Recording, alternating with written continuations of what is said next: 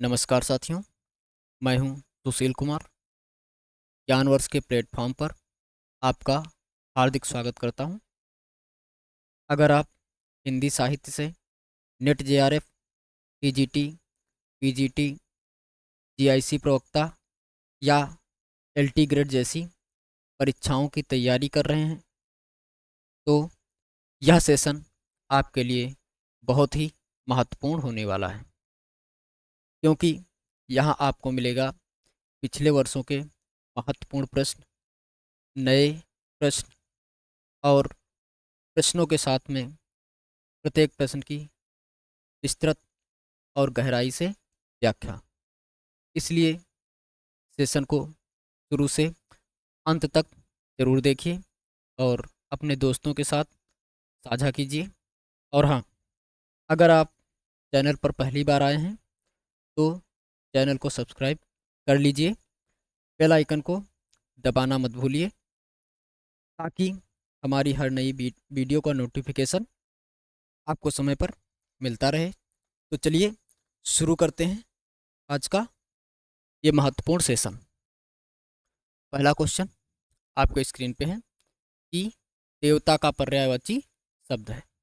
निम्नलिखित में देवता का पर्यायवाची क्या हो जाएगा? अनीक हो जाएगा, विबुध हो जाएगा, अल्केश हो जाएगा या ज्योतिष्क हो जाएगा। अगर इसके सही आंसर की बात की जाए तो क्या हो जाएगा? विबुध इसका सही आंसर हो जाएगा। विबुध इसका सही आंसर हो जाएगा। अन्य आंसरों की अगर ऑप्शनों की बात की जाए तो क्या है? विबुध इसका देवता का पर्यायवाची है, जैसा कि संस्कृत शब्दकोशों से प्रमाणित है। अगर अनीक की बात की जाए तो अनीक क्यों नहीं हो सकता है? क्योंकि इस शब्द का अर्थ सेना, युद्ध, समूह, झुंड आदि होता है।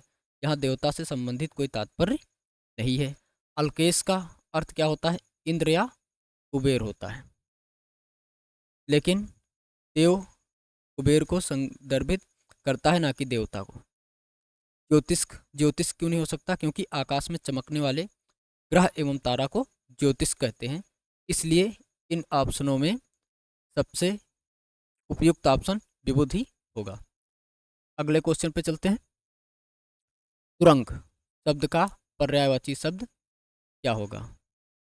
तुरंग होगा, शार्दूल होगा, वाज होगा या सस होगा?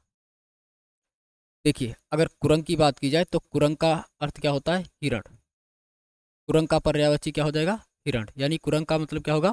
हिरण होगा। शार्दूल बाघ हो जाएगा और वाज घोड़ा हो जाएगा और सस खरगोश हो जाएगा।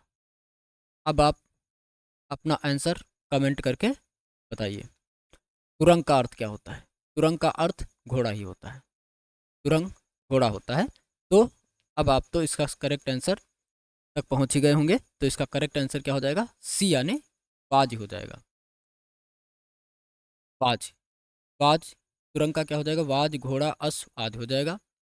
तुरंग का हिरण आदि हो जाएगा। शार्दूल बाघ, व्याघ्र, टाइगर आदि हो जाएगा। सस खरगोश, सशक आदि। आगे चलते हैं। अगला क्वेश्चन है, जिसने ऋण चुका दिया हो वाक्यांश के लिए एक शब्द है। जिसने ऋण चुका दिया हो उसके लिए एक शब्द क्या होगा? मृणमय, उऋण, उत्तीर्ण, भार हो। तो अगर इसमें करेक्ट आंसर की बात की जाए तो इसका करेक्ट आंसर क्या हो जाएगा? उऋण हो जाएगा। उऋण का अर्थ होता है ऋण मुक्त होना। ऋण मुक्त होना। ऋण का मतलब क्या होता है? ऋण मुक्त होना। ऋण का क्या हो जाएगा? ऋण मुक्त होना। उत्तीर्ण का मतलब क्या होता है? पास हो जाना। उत्तीर्ण का क्या होगा? पास होना। और आगे जो ऋण का अगर बात किया जाए, चुकाया हुआ या ऋण रहित होना। मृणमय का क्या हो जाएगा? मृड मतलब होता है मिट्टी, मैं मतलब बना हुआ, यानी मिट्टी से बना हुआ। उत्तीर्ण का क्या हो जाएगा? पार होना या परीक्षा में पास होना या परिता सफल या विजयी संपन्न, ये हो जाएगा। भार होन का क्या हो जाएगा? भार प्लस होन, जिसका होता है बोझ रहित होना, जिस पर कोई बोझ ना हो। जैसे कि भार होन, निर्भार हो सकता है इसका अन्य पर्यायवाची। बोझ रहित हो जाएगा, भार मुक्त या हल्का इसके अन्य पर्यायवाची हो जाएंगे। अगले क्वेश्चन पे चलते हैं। निम्नलिखित शब्दों में से एक स्त्रीलिंग है। दूध स्त्रीलिंग है, मक्खन है, मट्ठा है या छाछ है। अगर इसके करेक्ट आंसर की बात की जाए तो इसमें छाछ क्या हो जाएगा, स्त्रीलिंग हो जाएगा। छाछ स्त्रीलिंग हो जाएगा, बाकी ये सब क्या हो जाएंगे, पुल्लिंग में आएंगे। तो इसका करेक्ट आंसर क्या हो जाएगा, छाछ यानी डी हो जाएगा। करेक्ट आंसर छाछ हो जाएगा। दूध, मट्ठा, मक्खन आदि स्त्रीलिंग नहीं है। आगे चलते हैं। अत्यावश्यक में संधि विच्छेद है।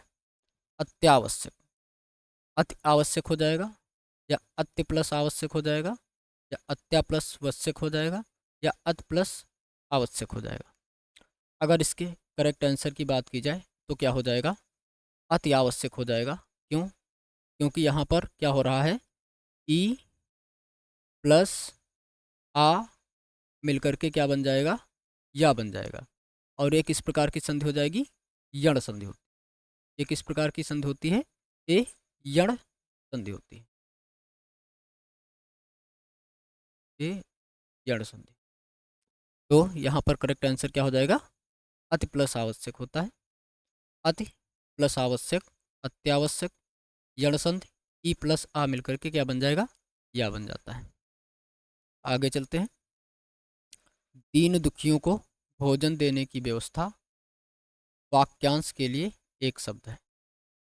दीन दुखियों को भोजन देने की व्यवस्था का के लिए एक शब्द क्या हो जाएगा, भंडारा हो जाएगा, दातव्य हो जाएगा, सदावर्त हो जाएगा, या धर्मार्थ हो जाएगा, या धर्मार्थ हो जाएगा।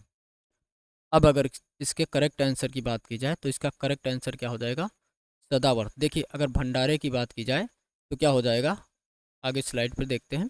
देखिए सदावर्त इसका क्या हो जाएगा, करेक्ट आंसर हो जाएगा। क्यों? क्योंकि सदावर्त का अर्थ क्या होता है, एक ऐसी व्यवस्था जहाँ नियमित रूप से निःशुल्क भोजन या अन्न प्रदान किया जाता है, विशेष रूप से ज़रूरतमंद या दीन दुखी लोगों के लिए, तो उसे क्या बोलते हैं, सदावर्त बोलते हैं। अगर भंडारे की बात की जाए तो भंडारा क्या होता है, एक बड़ा भोजन या भोज हो सकता है, लेकिन यह विशेष रूप से नियमित नहीं होता है, इसलिए यह इसके अंतर्गत नहीं आएगा। अगर दातव्य की बात की जाए तो दातव्य का अर्थ होता है दान करने योग्य, लेकिन यह सब विशेष रूप से भोजन की व्यवस्था यानी कि ये जो वाक्य दे रखा है इसके संदर्भ में नहीं आता है। इसी प्रकार से धर्मार्थ की अगर बात की जाए तो धर्मार्थ धार्मिक या परोपकारी उद्देश्य से किया गया कार्य होता है, ना कि दिए गए वाक्य को संतुष्ट करता है। आगे चलते हैं। निम्नलिखित युग्मों में से विलोम की दृष्टि से एक युग्म अशुद्ध है। ऑप्शन ए उन्मुख विमुख, ऋत अनृत, गत अनागत, मंद या मंद द्रुत। अगर इसके सही ऑप्शन की उन्मुख और विमुख की बात की जाए तो उन्मुख और विमुख यानी उन्मुख का मतलब मुख की ओर और विमुख का मतलब होता है मुख को मोड़ लेना। तो ये क्या हो जाएगा, ये विलोम करेक्ट हो जाएगा। ऋत अनृत ये भी सही हो जाएगा। अगर इसके करेक्ट आंसर की बात की जाए तो इसमें क्या हो जाएगा, गत अनागत जो हो जाएगा ये इसका सही विलोम नहीं है और पूछ रहा है अशुद्धि, तो इसका यही करेक्ट आंसर हो जाएगा। मंद और द्रुत की अगर बात की जाए तो मंद का मतलब होता है धीमा और द्रुत का मतलब होता है तीव्रगामी यानी तेज। तो इस हिसाब से गत और अनागत का के अगर बात की जाए तो गत और अनागत अर्थ जो है, गत का अर्थ होता है जो जा चुका है यानी जो बीत गया है। अनागत का क्या अर्थ होता है, जो अभी आया नहीं है। गत का मतलब जो बीत चुका है, अनागत का मतलब जो अभी आया नहीं यानी भविष्य में आएगा। ये सब विलोम नहीं है। क्यों नहीं है? क्योंकि गत का सही विलोम क्या होगा, आगत होगा। क्यों? क्योंकि जो आया नहीं है होता है, ना कि अनागत की जो भविष्य में आएगा। ठीक है, इस हिसाब से इसका करेक्ट आंसर सी हो जाएगा। आगे चलते हैं। उठाना क्रिया का अकर्मक रूप है। उठाना क्रिया का अकर्मक रूप क्या हो जाएगा, उठवाया हो जाएगा, या उठाएगा हो जाएगा, या उठाया हो जाएगा, या उठना हो जाएगा। अब अगर इसके करेक्ट आंसर की बात की जाए तो इसका करेक्ट आंसर क्या हो जाएगा? ऑप्शन डी यानी उठना इसका करेक्ट आंसर हो जाएगा। आगे चलते हैं। उठना इसका करेक्ट आंसर हो जाएगा। अगले क्वेश्चन पे चलते हैं। परिश्रम का विलोम शब्द क्या है? विश्रांत हो जाएगा, आश्रम हो जाएगा, विश्रम हो जाएगा या विश्राम हो जाएगा? विश्रांत होगा, आश्रम होगा या विश्रम होगा या विश्राम होगा? तो आशा करता हूँ इस क्वेश्चन का तो सभी लोग सही आंसर ही देंगे। तो सही आंसर क्या हो जाएगा? विश्राम हो जाएगा। आगे चले। विश्राम इसका सही आंसर हो जाएगा। आगे चलते हैं। रामपुर, मुरादाबाद, बिजनौर, मेरठ, देहरादून का मैदानी भाग और सहारनपुर की बोली है। गढ़वाली है, छत्तीसगढ़ी है, खड़ी बोली है, कांगरू है। अब अगर इसके करेक्ट आंसर की बात की जाए तो क्या हो जाएगा? खड़ी बोली इसका करेक्ट आंसर हो जाएगा, क्योंकि गढ़वाली कहाँ हो जाएगी? ये पहाड़ी क्षेत्र में बोली जाती है। छत्तीसगढ़, छत्तीसगढ़ी ये पूर्वी पूर्वी के पूर्वी हिंदी के अंतर्गत आती है, जो छत्तीसगढ़ में बोली जाती है। और बांगरू की बात की जाए तो ये हरियाणा, करनाल, दिल्ली के आसपास क्षेत्रों में बोली जाती है। जैसे कि यहाँ पर दे रखा है, खड़ी बोली का तो पीछे जो दिया गया है वो हो जाएगा। गढ़वाली क्या हो जाएगा? टिहड़ी गढ़वाल क्षेत्र हो जाएगा। छत्तीसगढ़ी रायपुर, बिलासपुर, दुर्ग, रायगढ़ आदि हो जाएगा। बांगरू की बात करें तो दिल्ली, करनाल, रोहतक, हिसार, नाभा आदि हो जाएगा। अगले क्वेश्चन पे चलते हैं। निम्नलिखित शब्दों में से एक का अर्थ तिरछी नज़र तथा आक्षेप है। यानी जो इसमें शब्द दे रखे हैं उसमें एक शब्द का अर्थ है तिरछी नज़र तथा आक्षेप, दोनों है। तो अगर बात करें क्या हो जाएगा? ऑप्शन ए कटुक्ति हो जाएगा, व्यंग हो जाएगा, ताना हो जाएगा या कटाक्ष हो जाएगा। अगर इसके करेक्ट आंसर की बात की जाए तो इसका करेक्ट आंसर क्या हो जाएगा? कटाक्ष हो जाएगा। कटाक्ष इसका करेक्ट ऑप्शन हो जाएगा। क्यों? कटाक्ष का अर्थ क्या होता है? तिरछी नज़र से देखा गया भाव या आक्षेप या चुटीला व्यंग। कटुक्ति की अगर बात की जाए तो यानी कड़ी और चुभने वाली बात होती है। व्यंग की अगर बात की जाए, यहाँ पर व्यंग होना चाहिए। व्यंग की अगर बात की जाए तो छुपे हुए या सांकेतिक भाव से किसी में दोष या कमी निकालना या नीचा दिखाने वाला कहा गया कथन क्या कहलाता है? व्यंग कहलाता है। अगर ताने की बात की जाए तो तिरस्कार या छेड़ने, छेड़ने होना चाहिए यहाँ। छेड़ने या चिढ़ाने वाला कथन क्या कहलाता है? ताना कहलाता है। आगे चलते हैं। निम्नलिखित शब्दों में से एक का अर्थ धन, यानी ये जो शब्द दे रखे हैं इसमें से एक शब्द का क्या अर्थ है? धन भी है, मतलब है, कारण है और लिए है। यानी एक शब्द के इतने अर्थ होंगे, तो उसमें वो कौन सा शब्द हो सकता है? आशय, तात्पर्य, अर्थ, अभिप्राय। अब अगर देखा जाए आशय की अगर बात की जाए तो आशय मतलब हो जाएगा, कारण हो जाएगा, ये लिए नहीं हो सकता है, धन नहीं हो सकता है। तो इसलिए ये ऑप्शन जो है यहाँ पर कट जाएगा। तात्पर्य की अगर बात की जाए तो मतलब हो सकता है, कारण हो सकता है, लिए हो सकता है, लेकिन धन नहीं हो सकता है, तो इसलिए ये भी यहाँ पे कट जाएगा। अभिप्राय की अगर बात की जाए तो ये भी धन से संबंधित नहीं है। अर्थ की अगर बात की जाए तो अर्थ का मतलब क्या हो जाएगा? अर्थ का मतलब धन भी हो जाता है, मतलब भी हो जाता है। अर्थ यानी मतलब बताइए, कारण भी हो जाएगा और लिए भी हो जाएगा। इसलिए इसका करेक्ट आंसर क्या हो जाएगा? अर्थ हो जाएगा, यानी सी ऑप्शन इसका करेक्ट हो जाएगा। सी इज करेक्ट। आगे चलते हैं। निम्नलिखित शब्दों में से एक की वर्तनी शुद्ध है। ये जो शब्द दे रखे हैं इसमें से एक शब्द ऐसा है जिसकी वर्तनी शुद्ध है, बाकी सभी गलत हैं। आधीन, आकंठ, अकस्मात, आकंड तांडव। अगर इसमें से सही आंसर की बात की जाए तो अगर आधीन की बात की जाए तो आधीन नहीं होता है, अधीन होता है। शुद्ध शब्द क्या होता है? अधीन होता है।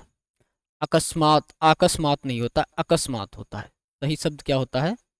अकस्मात होता है। अकस्मात नहीं होता है, अकस्मात होता है सही शब्द। और अगर आकांड तांडव की बात की जाए तो ऐसा कोई शब्द प्रचलित में नहीं है। ठीक है, ऐसा कोई शब्द, ये शब्द प्रचलन में नहीं है। ठीक है, ये क्या हो जाएगा, ये शब्द प्रचलन में नहीं है। और अगर आकंठ की बात की जाए तो ये क्या हो जाएगा, यही इसका करेक्ट आंसर हो जाएगा। आकंठ क्या हो जाएगा, इसका सही आंसर हो जाएगा। और आकंठ का मतलब क्या होता है, गले तक भरा होना। ठीक है, क्या अर्थ होता है, गले तक भरा होना। आकंठ का अर्थ हो जाएगा गले तक भरा होना। ठीक है, आगे चलते हैं। आकंठ शुद्ध वर्तनी है। अधीन अधीन होता है। अकस्मात अकस्मात होता है। आकंठ तांडव शब्द प्रचलित नहीं है। आगे चलते हैं। निम्नलिखित शब्दों में से एक की वर्तनी शुद्ध है। ये जो शब्द दे रखे हैं इसमें एक की वर्तनी शुद्ध है, बाकी सभी गलत हैं। अभ्यांतरिक, आभ्यंतरिक या अत्यधिक, निरोग या निरपराधिनी। आप इसका आंसर कमेंट करके भी दे सकते हैं, तो फटाफट कमेंट करके इसका आंसर देने की कोशिश करें। और अगर इसके करेक्ट आंसर की बात की जाए, सही उत्तर की बात की जाए, तो क्या हो जाएगा, निरपराधिनी हो जाएगा। जबकि अभ्यांतरिक का क्या होता है, अभ्यंतर होता है। अत्याधिक का क्या हो जाएगा, अत्यधिक होता है। निरोग का क्या हो जाएगा, निरोग होता है। जैसे कि यहाँ पर दे रखे हैं इसके करेक्ट ऑप्शन। सही उत्तर क्या हो जाएगा, निरपराधिनी हो जाएगा। अभ्यांतरिक का क्या हो जाएगा, आंतरिक या अभ्यंतरिक। और यहाँ पर आप देख सकते हैं। आगे चलते हैं। निम्नलिखित वाक्यों में से एक में विशेषण का प्रयोग नहीं हुआ है। दोनों बच्चे बहुत भूखे थे। माँ ने गर्मा गर्म खाना बनाया। बच्चों ने खाना खाया। माँ ने कहा और वो रोटी लो। तो अगर यहाँ क्या पूछ रहा है कि इसमें से ऐसा कौन सा वाक्य है जिसमें विशेषण का प्रयोग नहीं हुआ है। अगर इसमें बात किया जाए तो इसमें बहुत का प्रयोग हुआ है, यहाँ गर्मा गर्म का प्रयोग हुआ है, और यहाँ पर और का प्रयोग हुआ है। तो अगर इसके करेक्ट आंसर की बात की जाए तो ऑप्शन सी में क्या है, बच्चों ने खाना खाया। यहाँ पर किसी भी प्रकार के विशेषण का प्रयोग नहीं किया गया है, अतः इसका यही करेक्ट आंसर हो जाएगा। आगे चलें, आगे चलते हैं। निम्नलिखित वाक्यों में से इसमें बहुवचन का प्रयोग हुआ है। ये जो वाक्य दे रखे हैं इसमें किस वाक्य में बहुवचन का प्रयोग हुआ है वो बताना है। लड़का कहता है, लड़के ने कहा, लड़के लड़के से कहते हैं, लड़के ने लड़के से कहा। अब अगर इसके करेक्ट आंसर की ओर चला जाए तो क्या हो जाएगा, लड़का कहता है। यहाँ अगर इसको उच्चारित किया जाए तो कैसा बोध हो रहा है, एक वचन का बोध हो रहा है, यानी ये आंसर नहीं हो सकता। लड़के ने कहा, लड़के ने कहा, कहा से क्या ऐसा प्रतीत हो रहा है जैसे कोई एक लड़का कह रहा है। ठीक है, लड़के लड़के से कहते हैं, यानी यहाँ पर बहुवचन का बोध हो रहा है, तो ये आंसर हो सकता है। आगे देखते हैं। लड़के ने लड़के से कहा, कहा आ गया, यहाँ फिर एक वचन का बोध हो रहा है, यानी ए भी आंसर नहीं होगा। इसका करेक्ट आंसर सी हो जाएगा। सी इसका करेक्ट आंसर हो जाएगा। लड़के लड़के से कहते हैं, ये क्या हो जाएगा, सही आंसर हो जाएगा। आगे चलते हैं। निम्नलिखित शब्दों में से एक विशेषण है। ये जो शब्द दे रखे हैं इसमें से एक शब्द विशेषण है। पैसो हो जाएगा, माधुर्य हो जाएगा, आर्थिक हो जाएगा, बचपन हो जाएगा। अब अगर इसके करेक्ट आंसर की बात की जाए तो इसका करेक्ट आंसर क्या हो जाएगा, आर्थिक इसका करेक्ट आंसर हो जाएगा। आर्थिक इसका क्या हो जाएगा, करेक्ट आंसर हो जाएगा। आगे चलते हैं। आगे दे रखा है, निम्नलिखित वाक्यों में से कौन सा वाक्य अशुद्ध है। ये जो वाक्य दे रखे हैं इसमें से कौन सा वाक्य अशुद्ध है ये बताना है। शास्त्री जी की मृत्यु से हमें बड़ा दुख हुआ। मुझसे यह काम संभव नहीं है। प्रायः ऐसे अवसर आते हैं जिसमें लोगों को अपना मत बदलना पड़ता है। किसी आदमी को कानपुर भेज दो। अब अगर इसमें शुद्ध और अशुद्ध वाक्य की बात की जाए, तो अगर इसमें देखा जाए शास्त्री जी की मृत्यु से हमें बड़ा दुख हुआ, यहाँ पर क्या होना चाहिए? बड़ा की जगह बहुत होना चाहिए था। क्या होना चाहिए था? बहुत दुख हुआ। बड़ा दुख नहीं होता है, बहुत दुख होता है। इसलिए यही ऑप्शन जो है गलत है, बाकी सभी ऑप्शन क्या हैं? करेक्ट है, सही है। तो यहाँ पर अशुद्ध वाक्य ही हमें ढूंढना था, तो इसलिए इसका करेक्ट आंसर ए हो जाएगा। आगे चलें। सही क्या हो जाएगा? शास्त्री जी की मृत्यु से हमें बहुत दुख हुआ। ये हो जाना, ये होना चाहिए था इसका सही आंसर, वाक्य हो जाएगा। आगे चलते हैं। निम्नलिखित में से किस शब्द में तद्धित प्रत्यय लगा है? पठनीय में, कृपालु में, पढ़ाकू में, हंसोड़ में।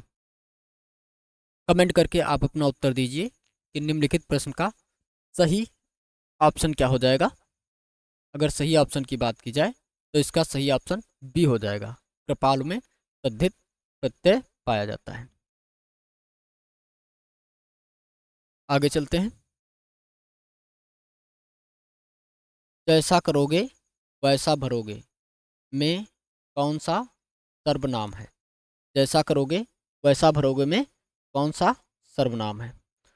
पुरुषवाचक सर्वनाम है, प्रश्नवाचक सर्वनाम है, संबंधवाचक सर्वनाम है, या निजवाचक सर्वनाम है? आप अपना आंसर कमेंट करके दीजिए। अगर इसके करेक्ट आंसर की बात की जाए तो क्या हो जाएगा?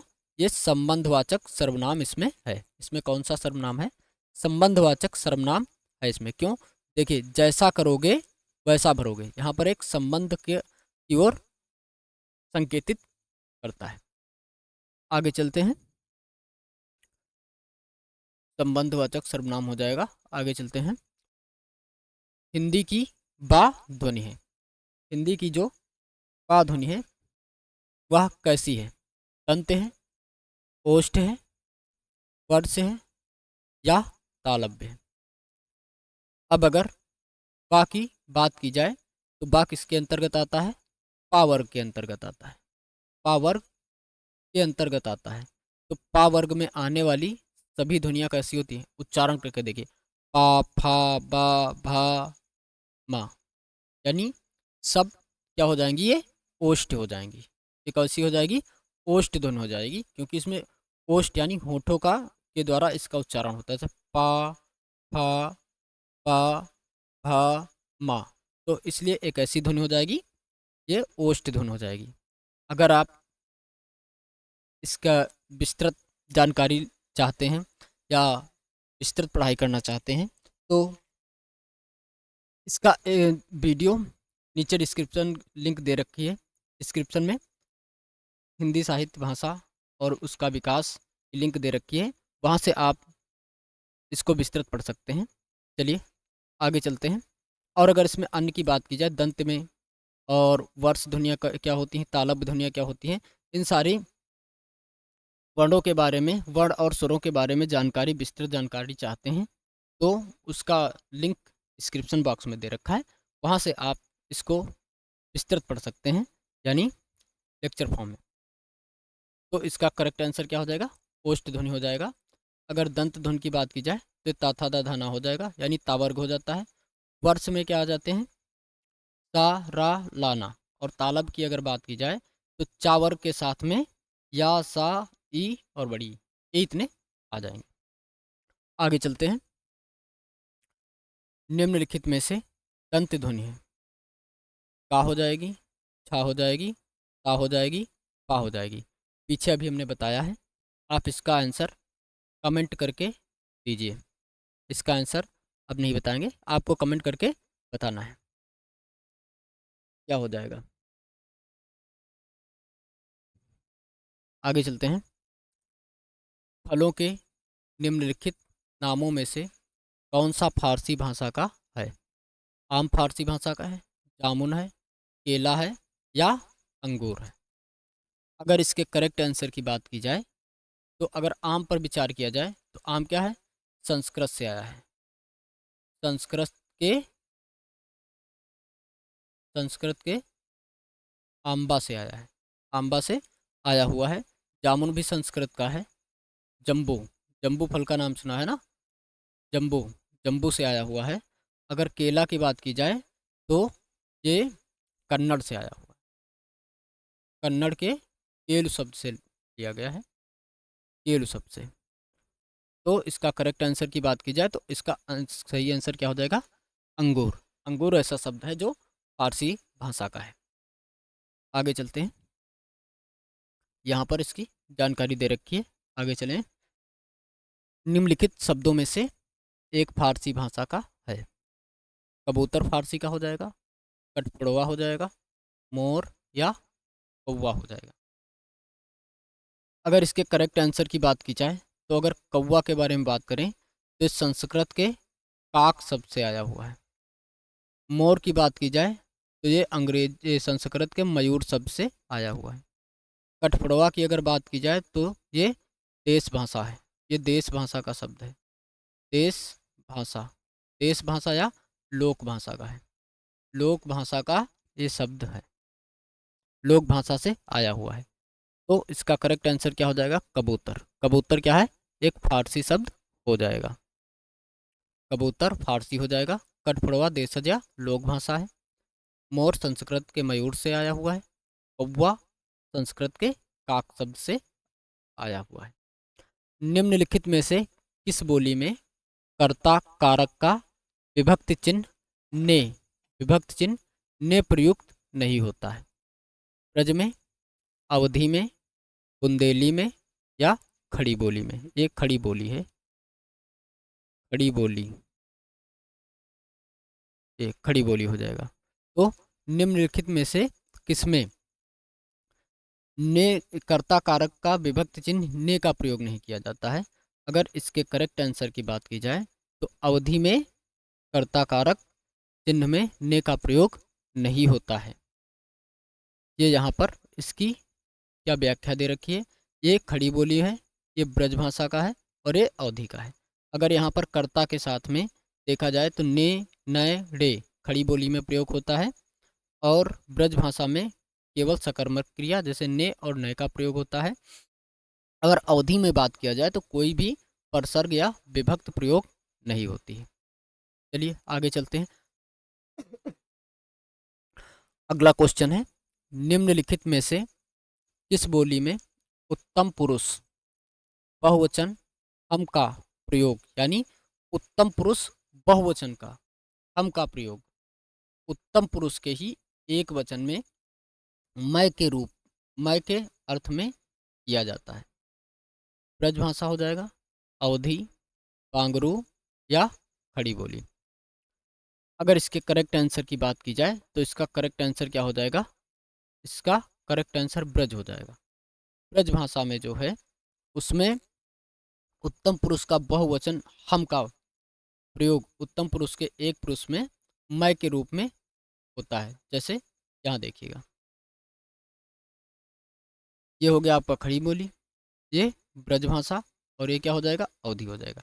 अगर ब्रजभाषा में देखें तो उत्तम पुरुष बहुवचन में हम का प्रयोग हो रहा है और उत्तम पुरुष का एक वचन में इसे क्या कहते हैं, मैं के रूप में प्रयोग किया गया है। तो इसका करेक्ट आंसर क्या हो जाएगा, ब्रजभाषा हो जाएगा। आगे चलते हैं। यह बोली पूर्वी हिंदी वर्ग की बोली नहीं है। निम्नलिखित में से कौन सी पूर्वी हिंदी बोली के वर्ग के अंतर्गत नहीं आती है। अवधी, बघेली, छत्तीसगढ़ी या बुंदेली।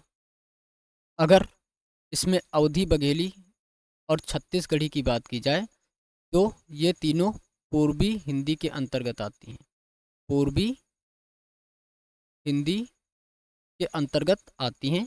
और ये जो बुंदेली है, बुंदेली ये आती है पश्चिमी हिंदी के अंतर्गत आती है, पश्चिमी हिंदी के अंतर्गत आती है। तो इसलिए इसका करेक्ट आंसर क्या हो जाएगा, बुंदेली हो जाएगा। बुंदेली पश्चिमी हिंदी है के अंतर्गत आती है। आगे चलते हैं।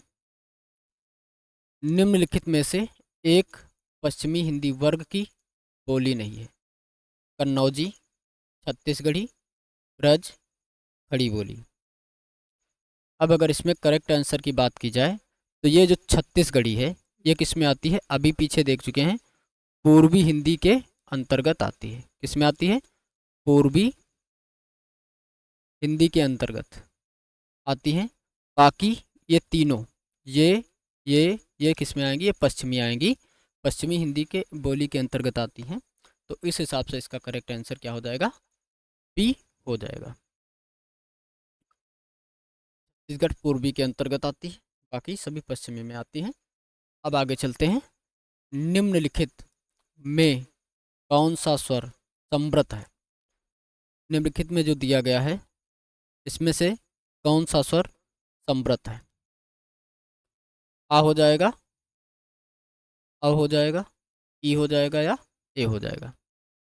अब अगर इसके करेक्ट आंसर की बात की जाए तो समृत स्वर और विव्रत स्वर में क्या आते हैं? देखो, समृत स्वर में वे स्वर आते हैं जिसके उच्चारण में जो मुख विवर है, यानी मुंह जो है वो कम खुलता है, कम खुलता है, वो समृत में आएंगे।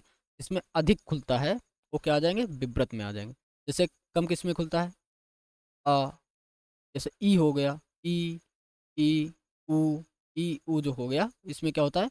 मुख कम खुलता है। अब अगर आ आ का उच्चारण करें तो क्या होता है? इसमें मुंह अधिक खुलता है। आ, ओ, ए, इसमें क्या हो जाएगा?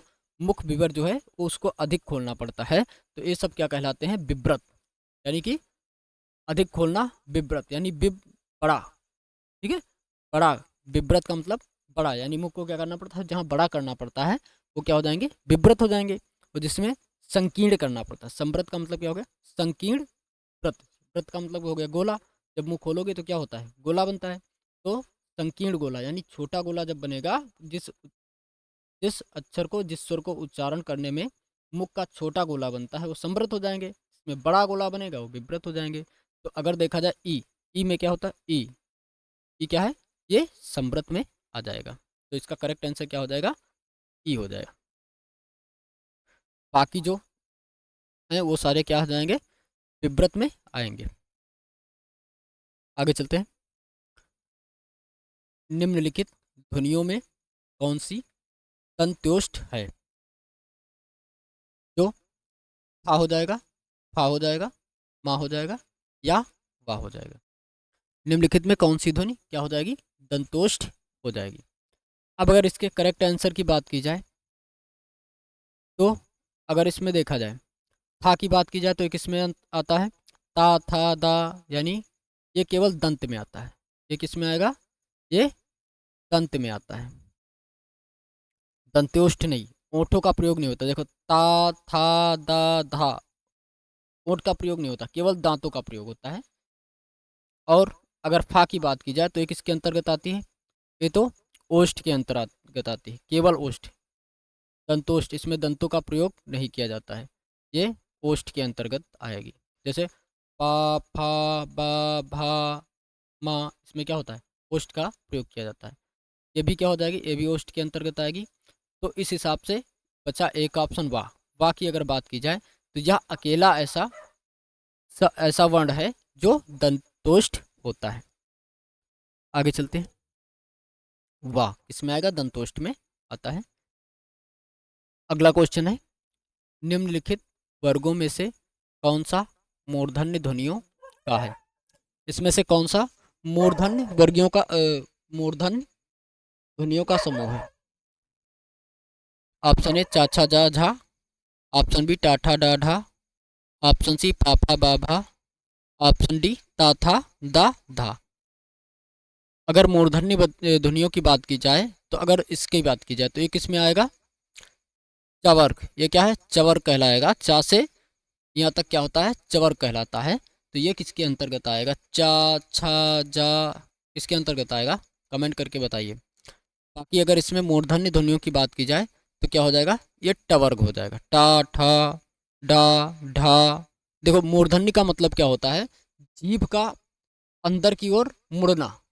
ठीक है, क्या कहलाता है? मूर्धन्य कहलाता है। जैसे यहाँ पर क्या टा ठा डा ढा, ये क्या हो जाएंगी, मूर्धन्य ध्वनियाँ हो जाएंगी। अगर अन्य ध्वनियों की भी चलो बात कर लेते हैं, ये क्या हो जाएगा पवर्क, यानी पा क्या हो जाएगा ओष्ठ हो जाएंगी, ये सारी क्या है ओष्ठ हो जाती हैं, ये ओष्ठ ध्वनियाँ कहलाती हैं, ये दंत कहलाती हैं। और अगर इसकी बात की जाए तो ये क्या कहलाएंगी, चाछा जाधा। इसका आंसर आपको कमेंट करके बताना है। आगे चलते हैं, आगे चलते हैं। अगला क्वेश्चन है, पूर्वी हिंदी वर्ग की बोलियों का विकास किस किससे माना गया है, यानी जो पूर्वी हिंदी वर्ग की बोलियां हैं उसका विकास किस अपभ्रंश से माना जाता है। ऑप्शन दे रखा है, सौरसेनी अपभ्रंश, मागधी अपभ्रंश, अर्धमागधी और नागर अपभ्रंश। अब अगर इसके करेक्ट आंसर की बात करें तो सौरसेनी का अगर देखा जाए तो इसमें क्या है पश्चिमी हिंदी आ जाती है, पश्चिमी हिंदी, राजस्थानी, गुजराती, पश्चिमी आती है, राजस्थानी आती है और पहाड़ी हिंदी आती है। मागधी की बात की जाए तो इसमें बिहारी हिंदी आती है। कौन सी आती है, बिहारी हिंदी। बिहारी हिंदी के अंतर्गत भोजपुरी, मगही और मैथिली तीन बोलियां आती हैं। अर्धमागधी की बात की जाए तो अर्धमागधी के अंतर्गत पूर्वी बोलियां आती हैं, पूर्वी पूर्वी भाषा आती है, ठीक है, पूर्वी वर्ग की बोलियां आती हैं। इसमें कौन सी आ जाएगी, अवधी, बघेली और छत्तीसगढ़ी, ये तीन बोलियां आती हैं, छत्तीसगढ़ी, ये तीन बोलियां पूर्वी हिंदी के अंतर्गत आती हैं। तो इस हिसाब से इसका करेक्ट आंसर क्या हो जाएगा, सी यानी अर्धमागधी हो जाएगा। यही तो पूछ रहा है, पूर्वी हिंदी वर्ग की बोलियों का विकास किससे माना गया है, तो अर्धमागधी अपभ्रंश से माना जाता है, ये दे रखा है। चलिए आगे चलते हैं। निम्नलिखित शब्दों में से एक अंग्रेजी भाषा का शब्द नहीं है। निम्नलिखित जो शब्द हैं इसमें एक शब्द ऐसा है जो अंग्रेजी भाषा का नहीं है। लालटेन, रेल, इंच, कूपन। कमेंट करके अपना उत्तर दीजिए। और अगर आप इस क्लास की पीडीएफ पाना चाहते हैं तो इस क्लास की पीडीएफ आपको हमारे टेलीग्राम चैनल का लिंक डिस्क्रिप्शन बॉक्स में दे रखा है, और व्हाट्सएप ग्रुप, या आप टेलीग्राम चैनल से जुड़ करके इस क्लास का पीडीएफ प्राप्त कर सकते हैं, या हमारे व्हाट्सएप ग्रुप से जुड़ जाइए और वहाँ से आपको पीडीएफ प्राप्त हो जाएगी, या हमें पर्सनल भी मैसेज कर सकते हैं। ये सारे लिंक आपको डिस्क्रिप्शन बॉक्स में दिए गए हैं, वहाँ से आप जुड़ सकते हैं। तो आइए इसके करेक्ट आंसर की बात करते हैं। कूपन की अगर बात करें तो ये क्या है, ये भी अंग्रेजी हो जाएगा, यानी ये तीन जो हैं कूपन, इंच, रेल, ये तीनों क्या हैं, अंग्रेजी के हैं। ये तीनों अंग्रेजी भाषा के शब्द हैं। लालटेन की बात की जाए तो ये देशज है, ये क्या है, ये देशज या लोक भाषा का शब्द है, और यही इसका करेक्ट आंसर हो जाएगा, यानी लालटेन जो है ये अंग्रेजी भाषा का शब्द नहीं है। आगे चलें, लालटेन क्या है, देशज हो जाएगा। अगला क्वेश्चन है,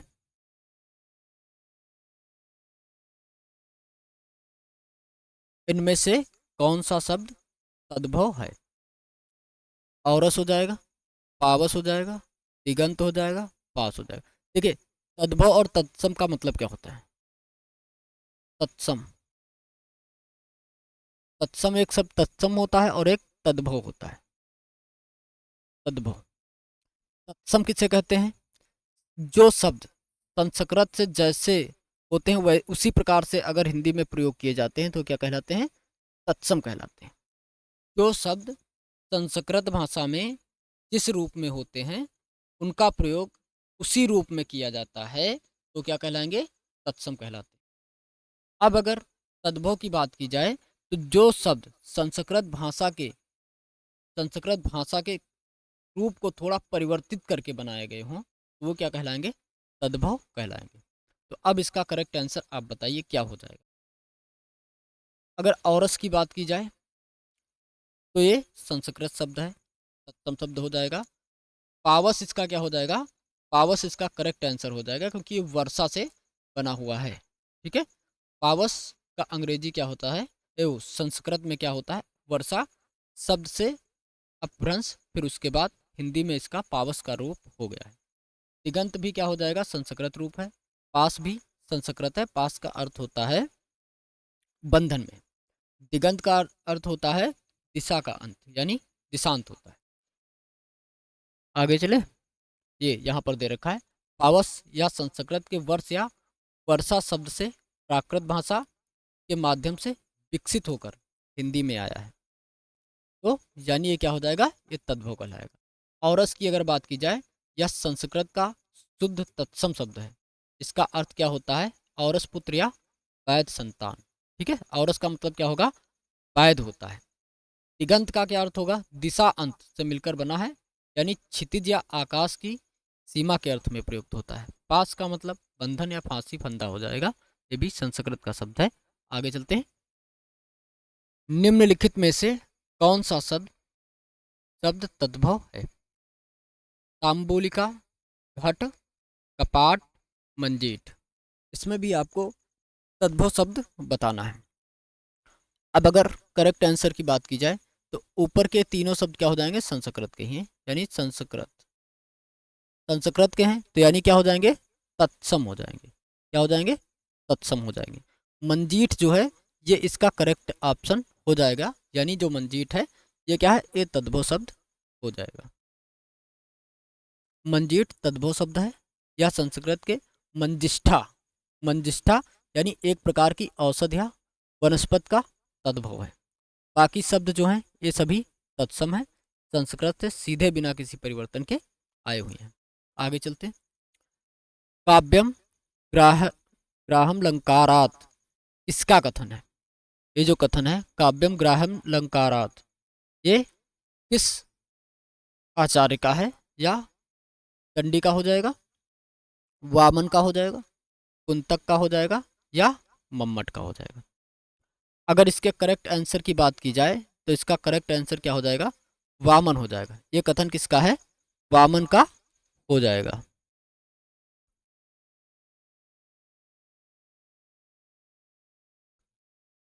ये कथन वामन का हो जाएगा, वामन इसका करेक्ट आंसर हो जाएगा। आगे चलते हैं, निम्नलिखित में से कौन सा अस्थाई भाव नहीं है, विषाद, जुगुप्सा, निर्वेद, हास। अगर इसके करेक्ट आंसर की बात की जाए तो हास अस्थाई भाव है, किसका है, हास्य का है। हास किसका अस्थाई भाव है, हास्य का। निर्वेद अस्थाई भाव, जुगुप्सा और विषाद की अगर बात की जाए तो ये अस्थाई भाव नहीं है। विषाद क्या है, अस्थाई भाव नहीं है। तो इस हिसाब से करेक्ट आंसर क्या हो जाएगा, ये इसका करेक्ट आंसर हो जाएगा विषाद। अगर अन्य इसमें जो ऑप्शन दे रखे हैं उनकी बात की जाए, अगर जुगुप्सा की बात की जाए तो एक इसका अस्थाई भाव हो जाएगा। तो अगर जुगुप्सा की बात की जाए तो निर्वेद की अगर बात की जाए तो शांत रस का हो जाएगा, शांत रस का अस्थाई भाव है। और अगर जुगुप्सा की बात की जाए तो ये विभत्स किसका हो जाएगा, ये विभत्स का अस्थाई भाव हो जाएगा, विभत्स, विभत्स का अस्थाई भाव हो जाएगा, विभत्स होता है। ठीक है, विभत्स रस का ये अस्थाई भाव हो जाएगा। चलिए अगले क्वेश्चन पे चलते हैं, रमणीयार्थ, रमणीयार्थ प्रतिपादक शब्द काव्यम निम्नलिखित में से किस का काव्य लक्षण है, यानी ये जो कथन है ये किसका है, हेमचंद का है, पंडित राज जगन्नाथ का है, मम्मट का है, या विश्वनाथ का हो जाएगा। अगर इसके करेक्ट आंसर की बात की जाए तो यह कथन किसका हो जाएगा, पंडित राज जगन्नाथ का हो जाएगा। इसमें कैसे याद कर सकते हैं, रमणीयार्थ यानी रमणीय माने क्या होता है, सुंदर वस्तु। सुंदर वस्तु क्या होता है, पंडित को अधिक पसंद होती है। तो उस हिसाब से क्या करना, यहाँ से इसकी ट्रिक लगा लेना, तो क्या हो जाएगा, ये पंडित राज जगन्नाथ का हो जाएगा। आगे चलते हैं, अगला क्वेश्चन है, औचित्य को काव्य की आत्मा के रूप में प्रतिष्ठित करने वाले आचार्य कौन हैं? आचार्य भामा, आचार्य क्षेमेंद्र, भट्टतौत या भट्टलोलट? इसमें अगर करेक्ट आंसर की बात की जाए तो इसके करेक्ट आंसर क्या हो जाएगा? औचित्य सिद्धांत किसका है? आचार्य क्षेमेंद्र का है।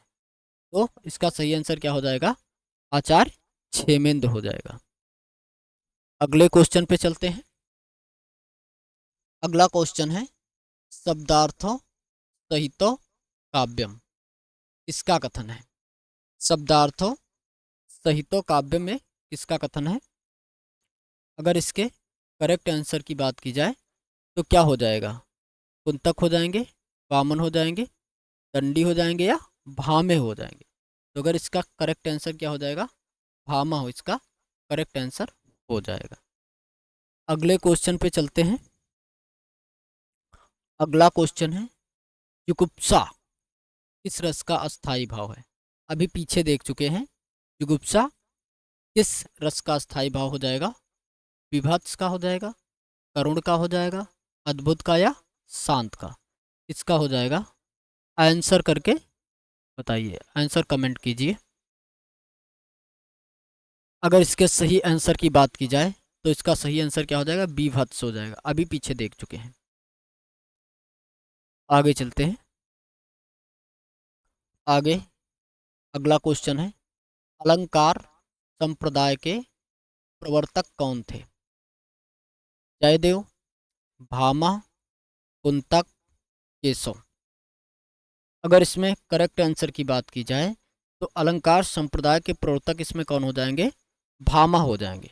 अगर कुंतक की बात की जाए तो इनका कौन सा सिद्धांत है? ये वक्रोक्त सिद्धांत के प्रवर्तक हैं। वक्रोक्त, ये वक्रोक्त, इनका क्या है? वक्रोक्त सिद्धांत है। कुंतक का वक्रोक्त सिद्धांत है। ठीक है, आगे चलते हैं। उदित उदयगिरि मंच पर रघुवर बाल पतंग में कौन सा अलंकार है? उदित उदयगिरि मंच पर रघुवर बाल पतंग, इसमें कौन सा अलंकार हो जाएगा? उपमा हो जाएगा, रूपक हो जाएगा, उत्प्रेक्षा हो जाएगा या व्यतिरेक अलंकार हो जाएगा? अगर इसके करेक्ट आंसर की बात की जाए तो इसमें रूपक अलंकार हो जाएगा। रूपक अलंकार हो जाएगा। ठीक है, चलिए अगले क्वेश्चन पे चलते हैं। जन्म सिंधु पुनि बंधु बिस दिन मलीन सकलंक सिय मुख समता पाव किम चंद बापुरी रंग, इन पंक्तियों में कौन सा अलंकार है? अन्वय हो जाएगा, रूपक हो जाएगा, उत्प्रेक्षा होगा या व्यतिरेक हो जाएगा? अगर इन पंक्तियों की बात की जाए तो इसमें अलंकार कौन सा हो जाएगा? व्यतिरेक अलंकार है। यहाँ पर कौन सा अलंकार है? व्यतिरेक अलंकार है। करेक्ट आंसर डी हो जाएगा इसका। अगला क्वेश्चन है मुख्यार्थ, मुख्यार्थ का बोध कराने वाले व्यापार को कहते हैं? अभिधाशक्ति, व्यंजनाशक्ति, लक्षणाशक्ति या उपर्युक्त सभी? अगर मुख्यार्थ का बोध कराने वाले व्यापार की बात की जाए तो इसका करेक्ट आंसर हो जाएगा अभिधाशक्ति। अभिधाशक्ति के द्वारा मुख्यार्थ का बोध कराया जाता है। सही आंसर ए हो जाएगा, अभिधाशक्ति। अगले क्वेश्चन पे चलते हैं। आलंबन और उद्दीपन विभावों के कारण उत्पन्न भावों को बाहर प्रकाशित करने वाले कार्य कहलाते हैं? विभाव कहलाते हैं, अनुभाव, संचारी भाव या अस्थाई भाव? अगर इसके करेक्ट आंसर यानी कि सही उत्तर की बात की जाए तो इसका सही उत्तर अनुभाव हो जाएगा, यानी भी इसका सही आंसर हो जाएगा। अनुभाव क्या होता है? रति, हास, शोक आदि अस्थाई भावों को प्रकाशित या व्यक्त करने वाली आशय की चेष्टाएं अनुभाव कहलाती हैं। ये चेष्टाएं भाव जागृत के उपरांत आश्रय में उत्पन्न होती हैं। अगले क्वेश्चन पे चलते हैं। रस निष्पत्ति सूत्र की समीक्षा में अनुमितिवाद किसके मंतव्य पर आधारित है? यानी अनुमितिवाद का सिद्धांत जो है वो किसका है? अगर भट्टनायक का हो जाएगा, अनुमितिवाद भट्टनायक का हो जाएगा, विश्वनाथ का हो जाएगा, शंकुक का हो जाएगा, या अभिनव गुप्त का हो जाएगा। अगर इसके करेक्ट या सही उत्तर की बात की जाए तो अनुमितिवाद किसका है? शंकुक का हो जाएगा। अनुमितिवाद किसका हो जाएगा? शंकुक का हो जाएगा। शंकुक किसका, यानी ऑप्शन सी करेक्ट आंसर हो जाएगा। अगला क्वेश्चन है, केशव कही न जाए का कहिए, देखत सब तब रचना विचित्र अति, समुझ मन ही मन रहिए। इन पंक्तियों में कौन सा रस है? रस को पता लगाना है। केशव कही न जाए का कहिए, क्या हो जाएगा? शांत रस होगा, अद्भुत रस होगा, करुण रस होगा, या भक्ति रस होगा।